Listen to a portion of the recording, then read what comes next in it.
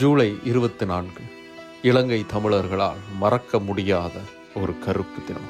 கருப்பு ஜூலை என்று அழைக்கப்படும் மிக மோசமான கொடூரமான இனப்படுகொலைகள் தொடங்கிய தினம். அது 1983 வருஷம். தமிழர்களிடமிருந்து பறிக்கப்பட்ட உரிமைகளை மீட்டெடுப்பதற்காக ஆயுதம் ஏந்தி போராடத் தொடங்கினாங்க தமிழர்கள்.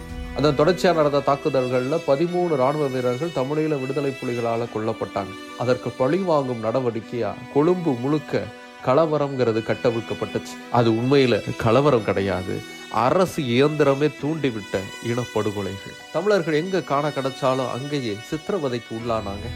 கொடூரமான தாக்குதல்களை சந்திச்சாங்க. உச்சபட்சமா உயிர்களையே இழந்தாங்க. ஆடைகள் அவிழ்க்கப்பட்டு அவமானப்படுத்தப்பட்டு மொத்த உயிரையும் எடுத்தாங்க. தமிழர்களின் உடைமைகள், வீடுகள், கடைகள் என அத்தனையும் தீக்கு இரையாக்கப்பட்டு தரைமட்டமாக்கப்பட்டுச்சு. இந்த கலவரத்தின் விளைவா 3000 தமிழர்கள் இறந்து போனாங்க.